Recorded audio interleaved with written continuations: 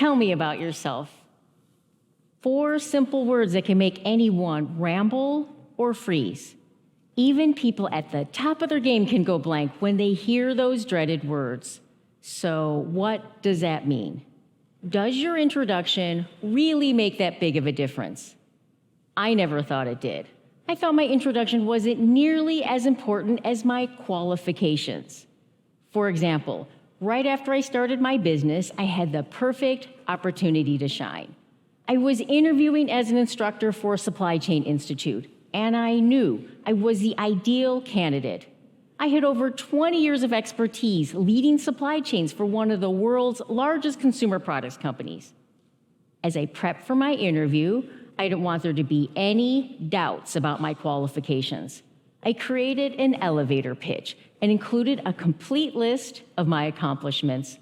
When I heard "Tell me about yourself," I was ready, and I proudly explained everything that I could do.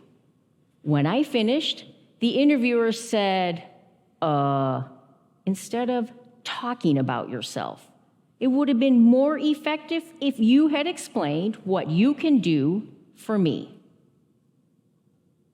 My interview lasted 5 minutes. She rejected me on the spot based off of one answer. That was my wake-up call. I realized it doesn't matter how smart you are, it doesn't matter how perfect a fit you are if you can't capture someone's attention.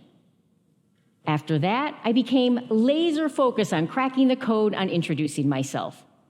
I studied the science of first impressions. I researched viral headlines and what made them so irresistible. And then I discovered the secret of introducing myself perfectly in 20 words or less. Fast forward about 6 months.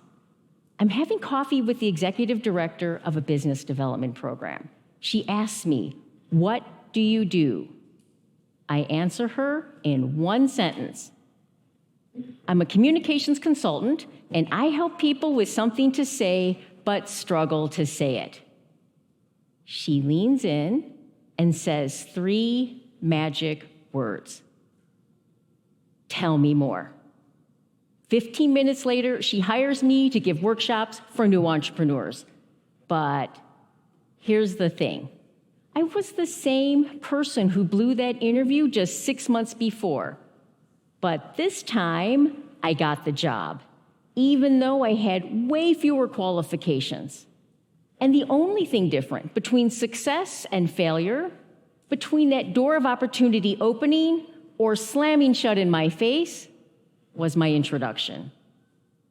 From that point on, I started to see my introduction in a whole new light. It wasn't just a way of grabbing someone's attention.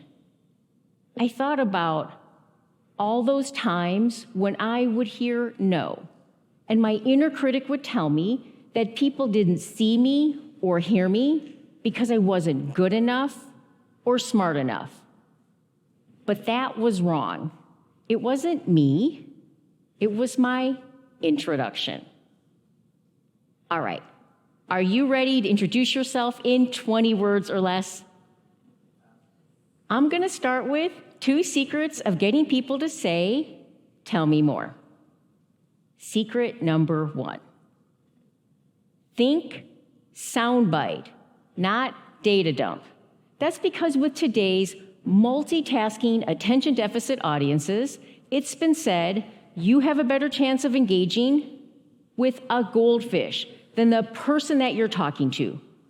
A 20-word introduction is designed to grab someone's attention and get them to say, "Tell me more." Secret number 2. Do you remember what that interviewer told me? Don't talk about yourself. Instead, explain what you can do for them. I called the difference between an about me versus an about you introduction. An about me introduction sounds like this. I'm an award-winning, best-selling author. Compare that to, I help new authors get published faster. Can you hear the difference? One describes me, The other describes what I can do for you. Now that you know the secrets, here are 5 ways to introduce yourself perfectly in 20 words or less. I'm going to start with a straightforward about you introduction.